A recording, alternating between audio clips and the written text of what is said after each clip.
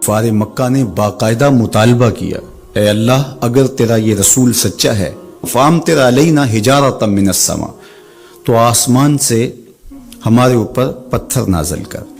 تو حضور صلی اللہ علیہ وآلہ وسلم کہ رب نے کیا جواب دیا؟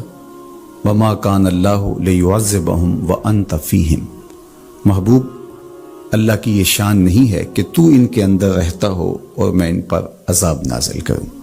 حالانکہ پچھلی امتوں پر عذاب نازل ہوا اور یہ امت خود عذاب مانگ رہی ہے۔ کفار نے عذاب طلب کیا لیکن کہا کہ محبوب تیری وجہ سے میں ان پر عذاب نازل نہیں کروں گا، اگر ان کی رحمت نہ ہو درمیان میں ابھی آگ لگ جائے دونوں جہاں میں۔ تو وہ عذاب استیصال جو قوموں کے وجود کو مٹا دیتا ہے، امت مصطفیہ پر، حضور علیہ السلام کے غلاموں پر وہ کبھی بھی نہیں نازل ہوگا۔ لیکن آزمائشیں، ابتلائیں اور سزائیں ان کو وقفے وقفے سے دی جاتی ہیں تاکہ یہ سنبھل جائیں اور اپنے اعمال کو درست کریں اور اپنا محاسبہ کریں۔ اگر وہ اس کے باوجود بھی نہ سمجھیں تو اللہ تعالیٰ جل شانہ کی سخت ناراضگی کا موجب ہے۔ اہل ایمان پر جو ابتلائیں آتی ہیں، جو آزمائشیں آتی ہیں، اس پر جب وہ صبر کرتے ہیں اور اللہ کی طرف رجوع کرتے ہیں تو ان کو اس کا اجر اور اس کا صلہ دیا جاتا ہے۔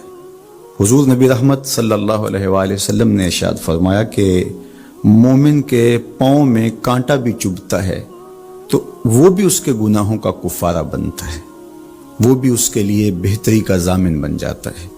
تو جو وبائیں آتی ہیں، تکلیفیں آتی ہیں، تو وہ اس کے لیے بہتری کی ضامن ہوتی ہیں۔ اسی لیے تو وباؤں سے جو اللہ پر یقین رکھتے ہوئے انتقال کرتے ہیں وہ شہید کے زمرے میں آتے ہیں۔ کتنا بڑا درجہ ہے شہادت کا، لیکن ان کو یہ نصیب ہوتا ہے۔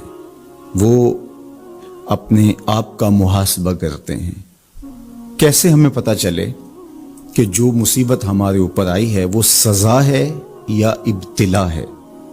تو علماء نے کہا کہ جو وبا، جو مصیبت، جو تکلیف تمہیں پہنچتی ہے اس پر اگر تمہیں اللہ کی طرف رجوع نصیب ہوتا ہے تو وہ ابتلا ہے، اس سے تمہارے درجے بلند ہوں گے، تمہارے گناہ مٹیں گے۔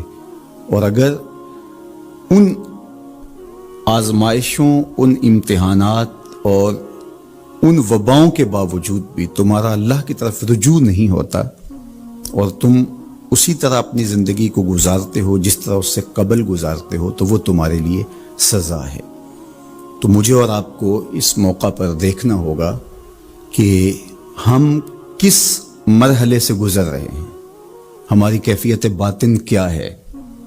کیا یہ خوف و ہراس کا عالم اور یہ وبائی امراض اور اس وقت پوری دنیا کے اوپر جو کیفیت ہے وہ ہمارے لیے اللہ کی قربت کا سبب بن رہی ہے، رجوع اللہ کا ذریعہ بن رہی ہے، توبہ و استغفار کا سبب بن رہی ہے؟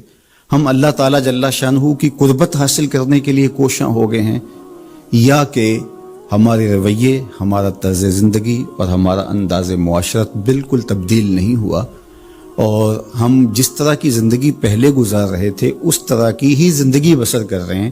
تو پھر یہ ہمارے لیے سزا ہے، ورنہ ہمارے لیے ابتلا ہے، آزمائش ہے، امتحان ہے، اور ہم اس میں اللہ کی قربت کے ذریعے سے اللہ کی پناہ میں آ کے سرخرو ہو رہے ہیں، کامیاب اور